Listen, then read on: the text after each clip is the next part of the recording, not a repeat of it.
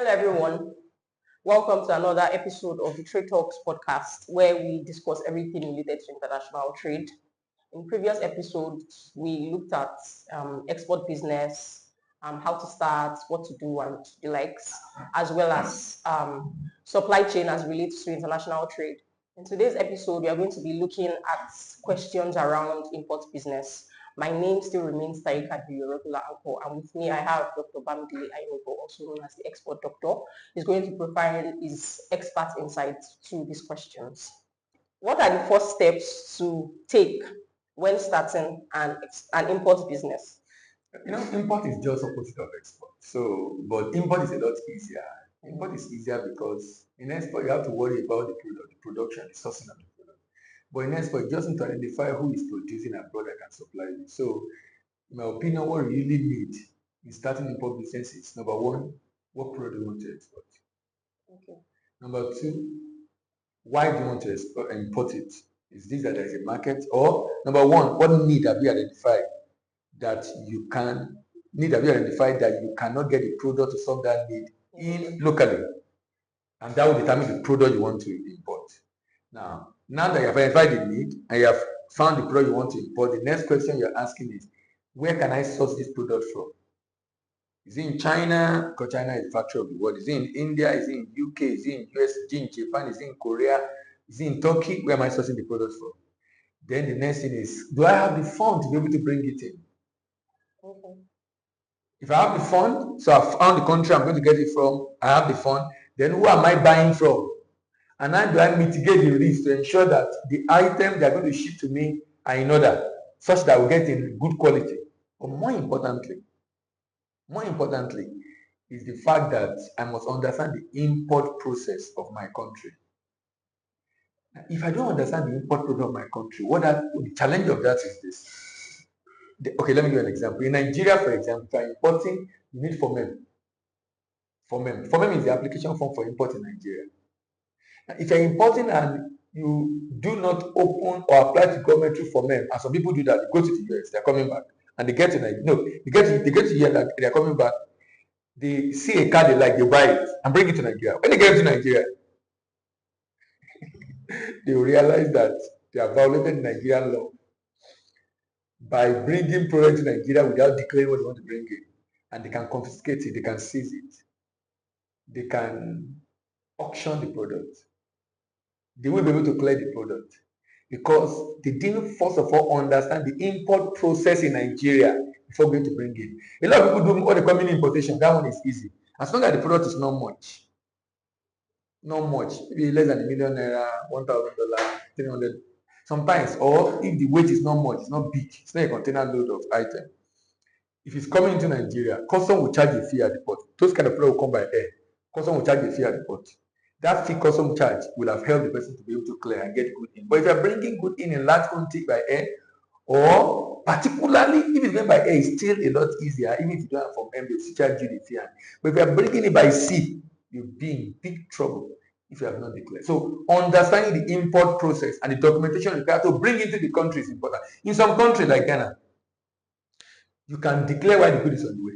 In Nigeria, the good cannot even be shipped until you have declared to government where you're bringing it, because they must approve what you're bringing it before you bring it into Nigeria. So you cannot just go and then decide over there that you want to bring something. If you decide over there before the good is put on the ship to come into Nigeria, you must declare, you must do all the necessary documentation with government. You open your FOMEM, you attach your pro forma invoice, you attach your insurance, you get the necessary permit, particularly SON or NAFDAC or the like. And then the FOMEM is submitted to the bank review and submitted to the custom approve before you can bring it into Nigeria. So if I see a car I like abroad, I cannot just buy it and bring it into the country. Apply. But it's not like I'm importing to sell it. It's my personal car. The challenge is, you're right, but the challenge is that I know car is a bit different. Is it because it's a big thing? No. Car is a bit different. What I mean by different is that I know there are people that bring in car. If I'm bringing in just one car for personal use, it's possible for me to be able to pay. Customer will review, I will pay. I might not do all the documentation required because it's for personal use. If I'm bringing in 2, 3, 4 cars, I can't claim for personal use. I can't claim for personal use. If I can't claim for personal use, then I must do all the necessary documentation required. It's just like if I'm importing with sun. If I'm importing anything that is not food and drug, I need sun, standard of Nigeria. So for example, if I'm importing the camera being used for this program, or if I'm importing the phone being used, I will need sun to give me a permit. If I'm importing it for myself, I use import permit. Yes. For yourself, for your personal use. I'll get import permit. That's But if I am importing it for general use, it's not just import permit I'll get to. I will go through the Standard Organization of Nigeria Conformity Assessment Program, otherwise called SONCAP. So the process I go through is a longer process because you can't bring stuff that Nigerian will use and we won't have to check to confirm the quality of that product before you bring it in. So the SONCAP process is such that someone abroad will have to check that product, confirm the quality before you can ship it. Because for you to even apply in Nigeria for men, someone will have checked the product and send what is called pro certificate. That pro certificate is what you're going to use to apply to government. When the good is now ready for shipment, to put in the container, they will now issue another certificate called the SONCAP certificate before you can bring it. Now, when you look at that process, you'll be asking yourself, why do we have bad quality products in Nigeria? Exactly. We still have a lot of bad people. If we have a very robust process, and it's painful sincerely because you have a very robust process that's going to prevent bad quality product in Nigeria, but bad quality product is entering the cause to a very large extent, to a very, very large extent. Many people don't adhere to that instruction. They find now. You know, I told you if you are bringing personally, you collect it properly. People can now bring in goods for general use to sell, but they hide under the permit that okay, they are bringing for themselves. Of course, they can always do whatever bribery and whatever it is they will do and bring it in. So at the end of the day, apart from the one who smuggle through the push, they will bring it in and they will claim it's for personal use. Whereas it's for sale. But if it's large quantity, why would you claim that? If you are claiming it's personal use, I can be bringing in building material and I'm building a cathedral. I'm building something for myself, a building for my. I can bring big in stuff that I want to use for my spa, particularly building material, things for house. If I'm building a hotel, I'm going to use. If I'm building because it's assumed that if I'm bringing a hotel, I can't be buying rubbish for my hotel. I can't be buying rubbish for my house. I'm not going to sell. I'm going to. It's for my house or it's for my cathedral. So I'll be stupid to be buying rubbish. So government will not take you through the whole process because it's assumed that you should be sensible enough to bring in good product for yourself. Okay. But when this product is not for yourself, it's for others. They have to vet it. So that we have to be sure you're not bringing rubbish to Nigeria, but Nigerian citizens to use. Okay. So are there cases where people can decide that they want to import products that are already in Nigeria? Like maybe things are already here, but they want to import them still. Yes. Okay. Because before I said about identify a need. Yes. If you are bringing it, there's still a need. Make sure that there's still a need now. You are still meeting a need. Okay. You are still meeting a need. Probably the people in the market are not meeting it enough, or there's still gap. But the fact that you are still meeting a need, even though some people are meeting that need, you are still meeting a need all the same. Okay. Only that some people are already meeting that need, still the same thing. What I talk about meeting in, I'm just talking about the fact that don't import until you identify that what you are going to be importing, there is a market for it. Okay, so what are the most common mistakes beginners make when starting an import business? I know you mentioned that importing items that is not needed.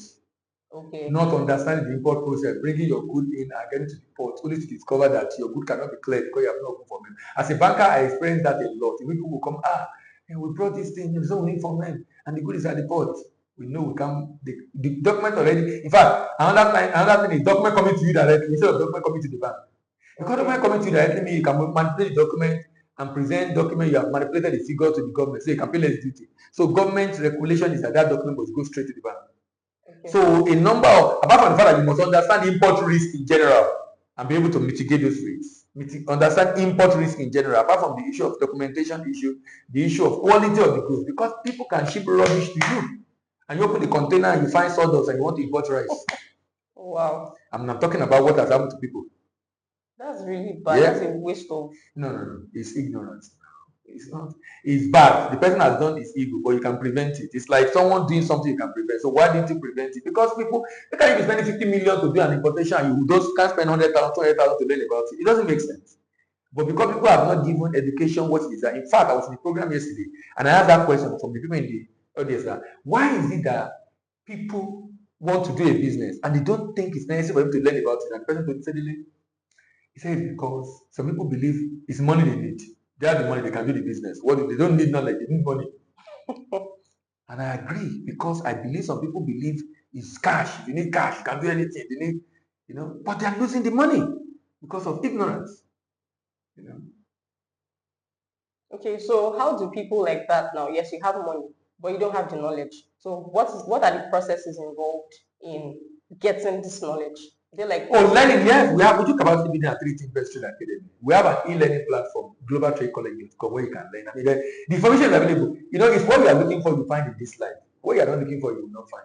So if you are looking for the knowledge, if you Google or you do YouTube search, you will find some of the video, either us or other people who have talked a lot about this. But in this conversation, we're not talking about mini importation. Mini importation is not this. So mini importation is just people that go on AliExpress, order, and then they bring. That's not. I'm talking about importation, in which you are going to put it in a container, or you are going to be shipping good work 20, 30, 100 tons. I'm talking about large volume shipment. That's what I'm talking about here. And in those kind of situations, you definitely need to be able to protect the money you're using for the business. Okay.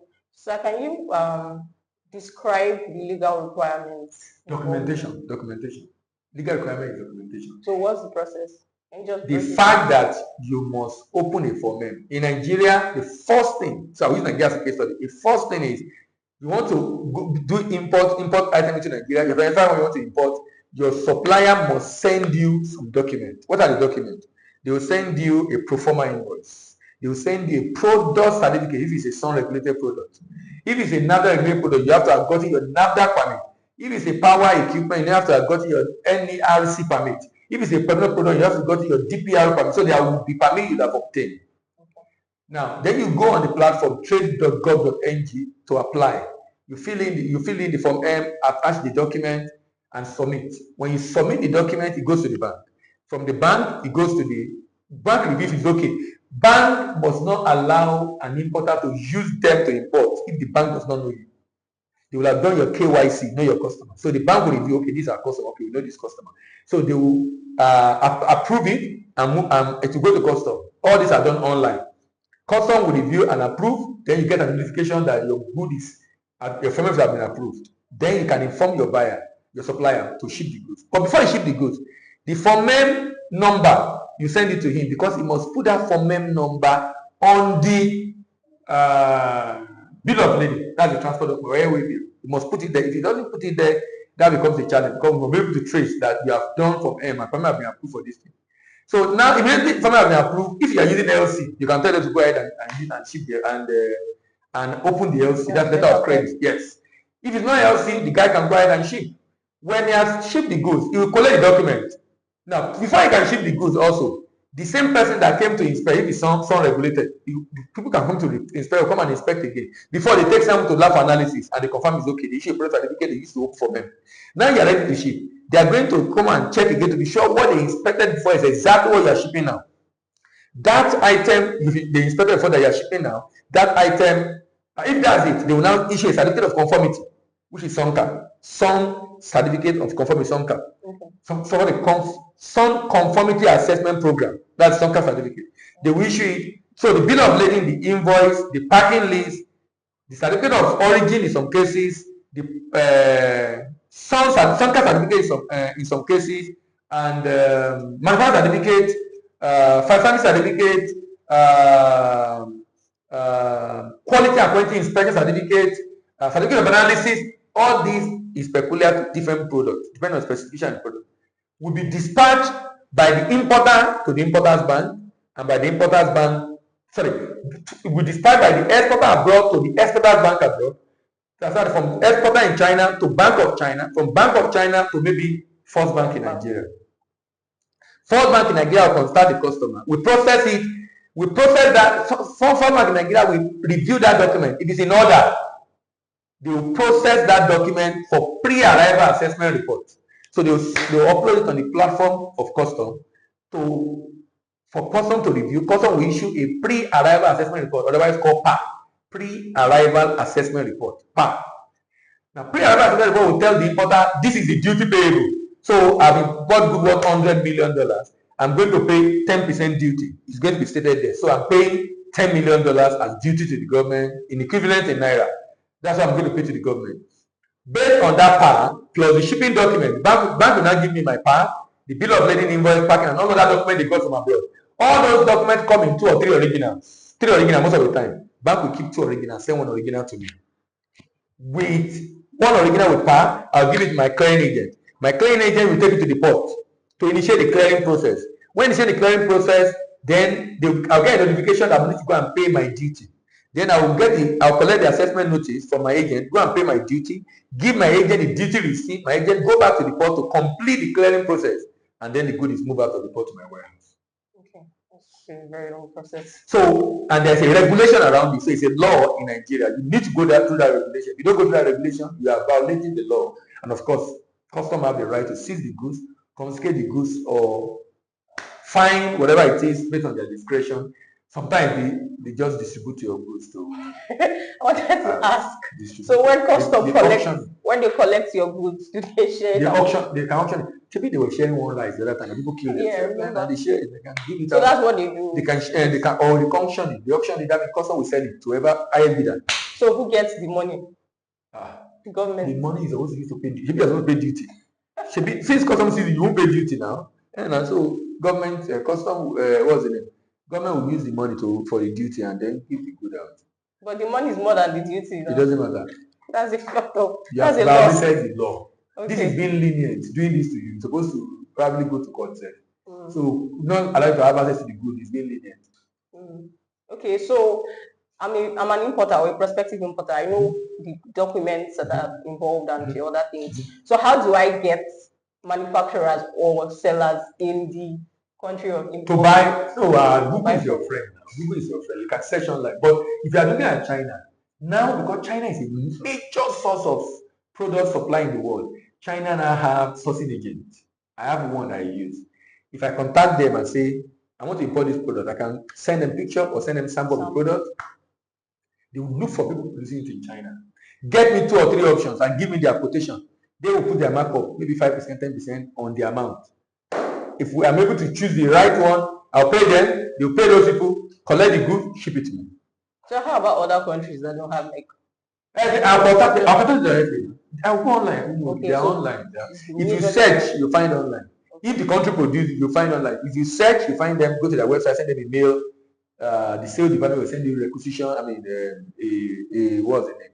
A pro forma invoice, and then you can agree on the terms, sign the agreement, and do the shipment. By the way, when I was talking about that import process, the first thing I'm supposed to mention, I forgot it. That's signing an agreement. A lot of importers in Nigeria don't sign agreement, and that's very dangerous. COVID revealed to many people how naked they are in their importation because they were not signing an agreement. Pro forma invoice is not an agreement. Pro forma invoice is not an agreement. No matter what you put on pro forma invoice is not an agreement. Sign an agreement and then you can issue a pro forma invoice on top of it. For example, so we're going to do a shipment this year, $100 million. We're going to do $10 million every month. We sign the agreement of $100 million. Then the first $10 million can issue a pro forma invoice for that shipment. Every shipment can issue a pro forma invoice. So the basis for the transaction should be an agreement, a sale purchase agreement, a sales contract agreement, an export contract, whatever you call it, an agreement signed by both parties. Very important before you start the process. Okay. So what you found a buyer or a supplier or a manufacturer abroad. So what are the best practices for negotiating favorable terms with the supplier? Best practice for negotiating favorable terms with supplier. Number one, I believe in win-win situation. Win-win in the sense that if you are asking for discounts, if you are a buyer and you are asking for discounts, it should be such that the exporter can afford it. Sometimes because of the quality you are getting, you might not be asking for too much discount. The idea is it should be win-win. If the guy is giving you a discount, he should give you a discount because he wants to give you a discount. But for you to be able to negotiate well, it's good you have option. You know, sometimes people get desperate because they don't have option. When you are trying to get buyers, you should have 2, 3, 4 buyers you want to buy from. I'm sorry, 2, 3, 4 suppliers. I'm not talking buyer because I think of export. 2, 3, 4 suppliers I want to buy from. So that when I'm talking to one supplier A, if I'm not okay, I'll do B, C, D. and then I can compare. All of them are giving me similar quality. Then I can look for the best price also. So that's one of the options I can use to be able to get the best deal. Because if, there is a principle in negotiation. Whoever is willing to walk away from a negotiation table without having a deal is the most powerful. Whoever is willing to walk away from the negotiation table without taking a deal is the most powerful. So when you're negotiating, be willing to walk away. And the only reason you can be willing to walk away is when you have options. When you don't have options, you are desperate for the product. Whatever they give you, you take. Okay. So how important is it to understand the local culture of the country you're importing from? How important is To understand what? the culture of the country you're exporting? For export, culture is very important. For import, culture will only be in negotiation. Okay. Because when you're negotiating with a Chinese man, a Korean, a Japanese, they want to see you. They prefer to meet you. They like to do business with people they know and meet. In fact, if they come to meet you and you have meeting during the day, or you go there and you have meeting during the day in the office, they want to hang out together in the evening. Go to club or restaurant or bar, just hang out. Why? They believe that time you are free. So that's when they know you. If they come to Nigeria, they want to visit your house. Sometimes if you have a big house, they want to sleep in your house. Oh, interesting. Yes, because is it to build some level of trust? They need to know you. Asians, East. In the West, no. Everything on this side, word for word. Every agreement. The Asians, the summary agreement. The West, every agreement must be documented. Word for word, everything, step by step. So understanding their culture will help you to be able to understand how to deal with them. And if you're also dealing with the West, they have very high level of what is called power distance. Sorry, low level of power distance. In the West, from Africa to the East, rather, we have very high power distance. In the West, they have low power distance. That's the distance, the way you see someone older than you, or your boss, or your leader, and the way you respect them. So that's why we do a lot of yes sir in Africa and in the West. Sorry, in the East, and the Chinese Asian. Why? Now that make it difficult. They can't confrontational. If they have issues, some people keep quiet. They are not happy. They can't say it because they don't want to be confrontational. Even if the person you are dealing with in the West is younger than you by 20 years, he will confront you. That's not correct. I don't agree. I think because they have very low power distance. It's a cultural issue. So if you don't understand, you think the guy is disrespectful because nobody can talk to you like that in Africa or in Asia. Or you think the guy is disrespectful and you can lose that deal because you think the guy is disrespectful. It's not disrespectful, it's your definition of respect. The definition of respect in your society is not respect in another society. So you must be culturally intelligent when you're in international trade, either import or export. Okay. So I remember in previous episode, you talked about how that people who are not really financially buoyant can pull their resources together to export. Is it the same in exports? Can people come together to is it the same in export? In import rather. Import is more common in import than export. Oh. There are more vessels. Okay. There are businesses, forwarders, who the only thing they do is group-based consolidation. So they are in China and they have office in Nigeria. So they help Nigerians to aggregate some of the products I export, the packaging material that my producer gets from China. But it can't fill a container. It can be maybe 20% of a container, but someone else is taking 20%, another person is taking 10%, another person is taking 30% before you fill the container. So consolidation and grouping is very common in import and export. So people have to, in fact, most of the time, you won't even know yourself. The consolidator is the one that is in China that will consolidate and break it. When it gets to the warehouse in Nigeria, it will clear it, and then you go and pick it up at this warehouse after the good in Nigeria. Okay. What role do import agents or brokers play? And should a new importer use one? You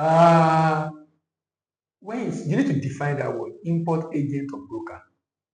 So you're new in the import business. You don't really know much about what would the agent be doing? Maybe help you with your documentation. Where? Run one or two things. Documentation where? In the port. In Nigeria? Yes. No. That's an import. That's a clearing agent. Now everybody need a clearing agent. Okay. In some countries they call them custom broker. In Nigeria we call them clearing agent. You definitely need, I export and I need a clearing agent. Even though I do most of the work myself, but I still need a clearing agent to interface with custom. Custom have custom license, freight forwarders, and clearing agents that interface with custom for all the activity that has to do with clearing goods inward or forwarding goods outward Nigeria. So you definitely need their services. Okay. So what's the question now? What role do they play? They basically help in clearing. Okay. Meaning they help you in getting the goods out, doing all the paperwork, doing all the payment, talking, negotiating and discussing with all the agency of government to get the goods out of the port. Okay. Yeah. So what are the main costs involved in running an import business, and how can they be managed? Cost of the goods, the item you want to import, the cost of the goods, the cost of insurance of bringing the goods into Nigeria, the cost of freight, cost of transport to Nigeria, cost of clearing the goods in Nigeria, and cost of transporting the goods to your location. Okay. So how do you manage these costs so that one is not overshadowing the others? To manage the cost, I guess you need to reduce the cost. Yes. If you are importing, don't just accept the freight cost given to you. Check with different shipping lines to get the best rate so you can get better deal. And then ensure your documents are compliant. Now, in the agreement between buyer and seller, the importer will have informed the exporter, these are the documentation for the clearing of goods in Nigeria. And these are the things that will be on the document. That Nigerian importer must ensure that the exporter send him scanned copy or soft copy for him to review before they print the original and send to him. If they don't do that, when the document arrives in Nigeria, if the document have discrepancies, it will delay payment, it can delay payment, it can delay clearing. Now the implication of delay in clearing and payment is, because these are discrepancies, right, is demurrage. So when there is discrepancies on the document, it will cause delay in payment, it will cause delay in clearing. The delay in clearing will create demurrage. Demurrage is the fee paid for the usage of container beyond the free period while the container is in the custody of shipping line. It will create demurrage. And the demurrage, at the end of the day, can lead to debt losses. In fact, there are situations where your good is worth 10 million naira, your demurrage is 12 million. You abandon the goods now. Oh, wow. You abandon the goods because the demurrage was so much, because the delay was protracted, because the documentation was rubbish, and they have to start all over again, and it's taking a long time to get those documents together. So for beginners, are there financing options that they can? Oh, bank finance import regularly. Bank enjoy financing import. Why? There's population in Nigeria to sell. So import financing is a lot easier for banks. And banks have mastered it. But banks find it difficult to finance export because of the work involved. The exporter, there's so many nuances around it. Nigeria has done import financing for many years, so they've mastered it. But they've not done export financing very well. So it's a challenge. So most banks really don't finance export the way they should because of this challenge. Okay. Are there financing options by the government? So no, government does not really support financing of import. They finance export more. Okay. So we have Nigerian Export-Import Bank. Now that Export-Import Bank, government bank, finance import of machinery to produce for financing of export. So when they say import and export, import there is importing raw material for machinery for the purpose of production for export, okay, or financing of export, as it were. Okay. So how can importers protect themselves from currency or against currency fluctuations? Yeah, so now that's one of the biggest challenge of importers. You know, in Nigeria, FX challenges is the implication for importer is very minimal, but for exporter, it's a big deal. For exporter, it's a big deal. It's a big deal because, sorry, for importer, it's a big deal. For importer, it's a big deal because, so I'm importing. The rate is 1,000 to $1, and I'm importing good worth $100,000. $100,000 is 100 million naira if the rate is 100,000. Now I'm ready to pay, because, and the challenge of international trade is a long cycle. It can take about 3, 4, 5, 6 months to complete the cycle. From when I place order till when the good is shipped, till when the good arrives, till when I'm supposed to pay. It might take about 6 months. Now the rate is 1.5. So I'll be paying 150 million. So I'm paying extra 50 million. And I might have priced it and look at local market based on, it's messy. I was at an event 2 weeks earlier in October, and someone was telling me that in Nigeria today, there are a lot of traders from the East, that's Igbo traders in Lagos, who have relocated back to the East because the business is not possible to do the business again. But many of them don't understand how to generate foreign exchange. And you know, some of them are very rich but not well educated. And unfortunately, maybe they also don't have kids that can help them in this regard for those that have not engaged their kid in their businesses. So some of them, but there's some other Igbo traders that are able to thrive in this environment, even though there are issues. A number of them are still able to, and they have an advantage because they have knowledge. And this is a challenge of knowledge. So a number of them, this particular Igbo trader is a big guy in Lagos, and I think one of the chairman, one of the markets in Lagos, and he was saying a number of his people have relocated to the back to the village. Why?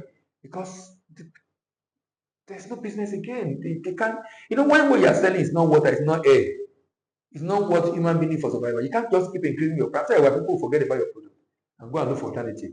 That's exactly what has happened. So how do you mitigate this? There are different ways you can mitigate this risk. You can export, generate forex. You can partner with exporter who will generate the forex and sell to you at a cheaper rate, and you fund the export transaction. Government was doing forward. Technically, sorry, in theory, we have what we call forward contract, we have option, we have forward contract, foreign currency options, we have foreign currency futures, and then we have operating foreign currency account. Now, out of those four options, operating foreign currency account is the only one that involves exporting to generate forex. All other ones, unfortunately, no. Unfortunately, no. That one requires forex in the system for you to even do forward contract or futures or options. And that's because there's not enough forex in Africa or Nigeria right now. Those kind of FX hedging mechanism are practically non-existent. So people are finding different ways of getting their FX, either from people abroad, whatever it is. But for the white one, they come into export. Okay. Okay. So I believe that you learned one or two things from today's discussions, really about import business, from how to start, documentation process, and others, as well as understanding your market and understanding how foreign exchange affects your import business. I trust that you've learned one or two things from today's episode, and we hope to see you in the next episode. Thank you so much for your time. I'm back on it.